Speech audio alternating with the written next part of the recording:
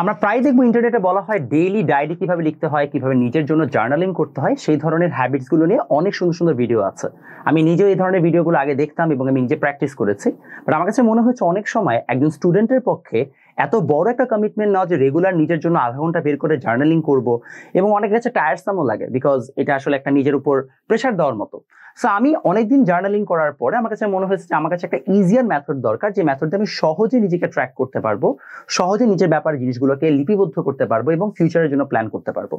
এই ভিডিওতে আমি মূলত একজন স্টুডেন্ট কিভাবে তার জন্য একটা ডেইলি ডায়েরি মেইনটেইন করতে পারে, তার কি কি বিষয় এখানে খেয়াল রাখা উচিত সেগুলো নিয়ে আলোচনা করব।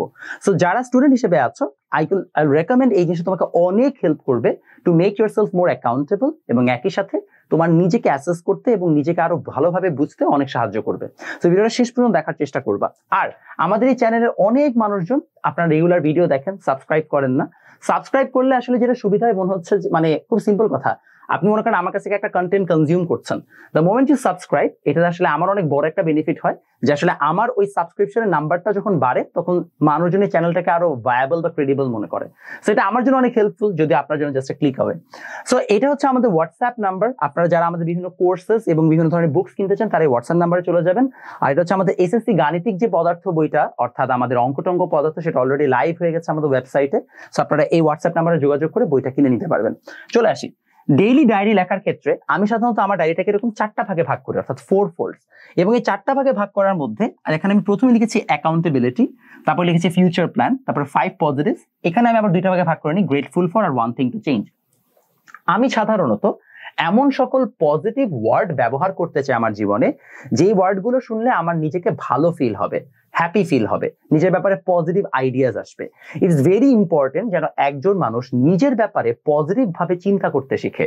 যদি মানুষ নিজের ব্যাপারে নেগেটিভ চিন্তা করে, সে সারাক্ষণ গিল্টে ভুগে, যদি সারাক্ষণ ডিপ্রেশনে থাকে, অ্যাংজাইটিতে থাকে, প্রবলেম হচ্ছে এই মানুষটার জন্য গ্রোথ আসা লাইফে অনেক কঠিন হয়ে যাবে। সো ইটস ভেরি ইম্পর্টেন্ট যেন আমরা আমাদের জার্গনস গুলো, যেগুলো আমরা রেগুলার ব্যবহার করছি, সেখানে সব পজিটিভ জার্গনস দিয়ে আমরা সেটাকে রিপ্লেস করে ফেলি। এবং যত আমরা পজিটিভ শব্দ ব্যবহার করব, তত বেশি আমাদের ব্রেন কিন্তু আস্তে আস্তে পজিটিভলি চিন্তা করা শুরু করবে। It's a very weird psychology, but it just works. অ্যাকাউন্টেবিলিটিতে আসেন। অ্যাকাউন্টেবিলিটির মধ্যে আমি জেনারেলি যেটা করি সেটা হচ্ছে, আচ্ছা আমি একটা ফিউচার প্ল্যানটা দেখে, তাহলে অ্যাকাউন্টেবিলিটি বুঝতে সহজ হবে। ফিউচার প্ল্যান মানে হচ্ছে খুব সিম্পল কথা, কালকে আমার কি করতে হবে, অর্থাৎ টুমরোজ টাস্ক, কালকে আমি কি করব। তো আমি এরকম একটা প্যাড নিব বা এরকম একটা নোটবুক নিব। আমার নোটবুকটা সাধারণত একটু বড় হয়, আপনার এরকম একটা নোটবুক নিতে পারেন, 4টা ভাগে ভাগ করে ফেলবেন। ভাগ করার পর এখন আপনার কাজ খুবই সিম্পল। আপনি এই জায়গায় প্রথমে লিখবেন, যদি আপনি স্টুডেন্ট হয়ে থাকেন তাহলে কালকে আপনার কি কি সাবজেক্ট পড়তে হবে। আচ্ছা কালকে আমার এই সাবজেক্ট পড়তে হবে, এই সাবজেক্ট আমি পড়বো। কালকে আমার কি কি ক্লাস বা কোচিং আছে, কোচিং অথবা হচ্ছে যে ক্লাসেস বা অনলাইনে আমার ব্যাচেস আছে, সেগুলো আমার লিখবো। তো কালকে আমার কি কি সাবজেক্ট পড়তে হবে, কখন পড়তে হবে, টাইম। এবং লাস্টলি আমার এখানে যেটা মাথায় রাখবো সেটা হচ্ছে আমার টার্গেট, যে কালকে আমার টার্গেট কি, চ্যাপ্টার্স, কোন কোন চ্যাপ্টার আমার কালকে শেষ করতে হবে বা কতটুকু আমাকে শেষ করতে হবে। দেন থিংস টু রিমেম্বার। কি রিমেম্বার? মনে করেন কালকে আপনার কোন একটা ফ্রেন্ডের বার্থডে, তা আপনি তাকে হয়তো উইশ করতে যাবেন। তো এইভাবে আপনি কালকে কি কি করবেন সেগুলোকে পয়েন্ট আকারে, বুলেট পয়েন্ট আকারে লিখবেন। এমন যে কোনো একটা পার্টিকুলার স্ট্রাকচার মেইনটেইন করতে হবে। আমি জাস্ট বুলেট পয়েন্ট আকারে লিখে রাখি, যেন হচ্ছে আমার জন্য বুঝতে সহজ হয়। এটা গেল।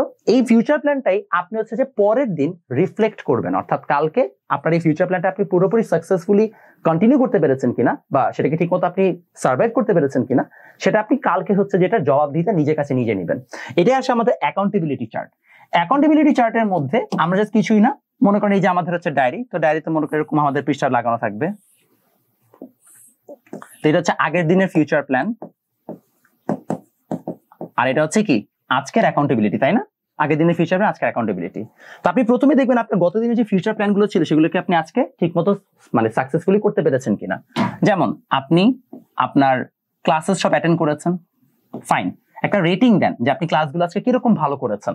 আপনি কি মনে আপনি ক্লাসে আজকে মনোযোগী ছিলেন কিনা, ক্লাসে আপনি কন্টেন্ট রিসিভ করতে পেরেছেন কিনা, সেটার ব্যাপারে একটা ছোট্ট রিমার্ক লিখতে পারেন, অথবা আপনি লিখতে পারেন যে হচ্ছে যে এটা 9 আউট অফ 10 একটা রেটিং দিতে পারেন। এবং আপনি রেগুলারলি যখন আপনি রেটিং গুলো চেক করবেন, ওভার দ্য টাইম যদি আপনার রেটিং গুলো পজিটিভলি ইনক্রিজ করতে থাকে, তার মানে আপনি বেটার করছেন। এটা আপনাকে অনেক হেল্প করবে টু ট্র্যাক ইউর প্রগ্রেস। ক্লাসের পর আপনি যা টার্গেট সেট করেছেন সে টার্গেট মিট হয়েছে কিনা, ইয়েস অর নো, কতটুকু করেছেন।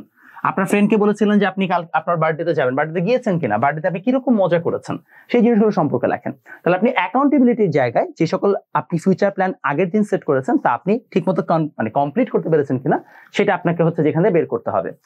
আমার কাছে এই জিনিসটা সবচেয়ে বেশি হেল্পফুল হয়েছিল এই জায়গাটাতে, যে আমি প্রথম যখন পড়াশোনার জন্য রুটিন সেট করতাম বা আমার প্ল্যান সেট করতাম, আই ইউজ টু কি বলে এটাকে ওভার এস্টিমেট, অর্থাৎ আমি নিজের অ্যাবিলিটি বা নিজের হচ্ছে যে সময়টাকে বা নিজের এনার্জিটাকে অনেক ওভার এস্টিমেট করতাম যে আমি 24/7 কাজ করে ফেলতে পারবো।